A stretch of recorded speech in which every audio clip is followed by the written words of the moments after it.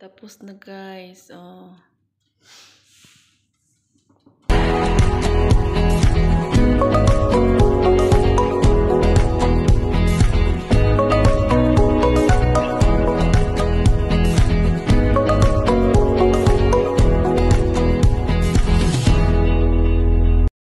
Hello guys! Welcome back to my channel. For today's video, papakita ko sa inyo yung Spanish roll kong ginawa kong Spanish roll guys. First time kong gumawa. Ginaya ko lang naman to sa YouTube. Pero hindi po talaga lahat ng mga ingredients yung nilagay ko. Kasi yung iba gumagamit ng bread, flour, tapos ako hindi naman eh. All purpose lang yung ginamit ko. Tapos nilagay ko na lahat ng ingredients. Tapos minimix ko na siya. May mixer naman kami pero ayaw ko lang po talaga. Kaya pagkatapos ko pong i-mix siya, ginaway ko lang siya, hand mix lang. Tapos ito, pinatubo ko siya. Tapos yun, mga 30 minutes lang, tinanggal ko na siya. Kasi nga po, gabing-gabi na kaya hindi ko na siya pinaabot ng 1 oras. Mas maganda pag 1 oras kasi. So, ayan, masa-masa. I-roll na natin to kasi nga po para matapos na tayo. Samahan nyo akong mag-roll. Charot. Ayan. Nilagyan ko siya ng ng konting harina sa kasi nga po masyado siyang sticky. Kaya para hindi lumikit sa kamay ko kasi nga ayaw kong mag-gloves. Nilagyan ko siya ng konting harina po. Ayan. Ito siya, hindi ko na siya tinimbang kasi nga po wala kaming timbangan. Yung ko lang, ni-slice ko na lang ito. Ni-slice ko lang ng kahit anong laki kasi nga po, hindi ko alam kung pantay-pantay ba o hindi. Basta ganoon na siya. Ni-slice ko lang po to.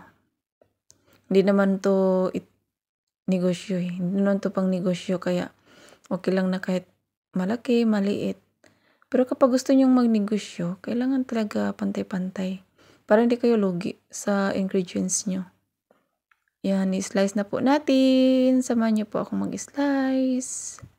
Pasensya na kayo, nag-voice over po kasi ako kasi nga po nanood yung kasama ko. Maingay po yung sounds, yung ng cellphone niya. Yung nanood kasi siya sa YouTube. So, maingay. Kaya, yung ginawa ko, nag-voice over na lang po ako.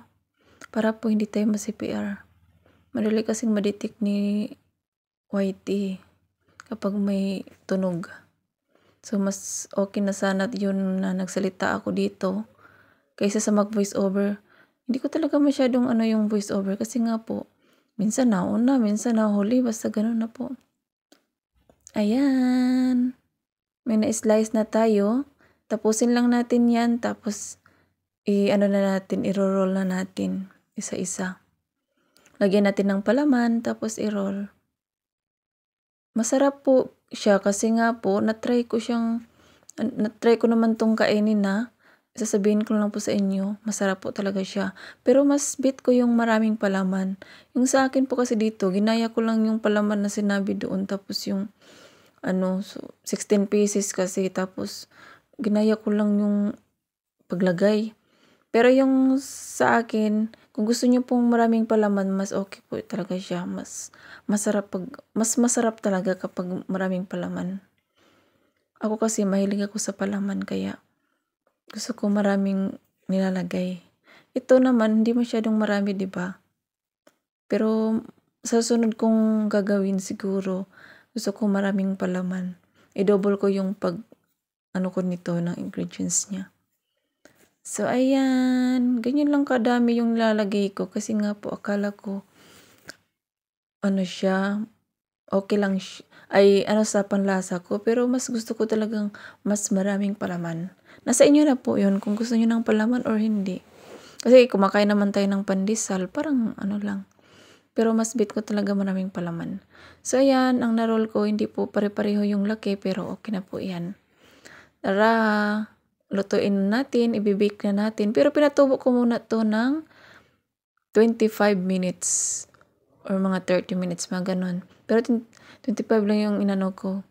Tapos yun, sinalang ko na siya sa oven.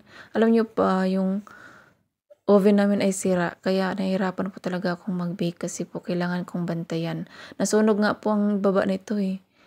No choice ako kasi hindi naman talaga siya maluluto kapag hindi siya masunog yung baba. Kasi nga po sira yung oven, kailangan siyang pabayaan na lang kahit masunog na yung baba. Kaya yun, hinayaan ko siya hanggang sa maluto siya. Yan o, 'di ba nasunog. Pero okey naman siya, hindi naman lahat po sunog. Kaya hinayaan ko na lang 'yan, hanggang sa maluto siya. So ayan na nga po, maraming salamat po sa inyong panonood. God bless everyone. Ingat po kayo lagi. Sarap, bango-bango na nito guys. Yum.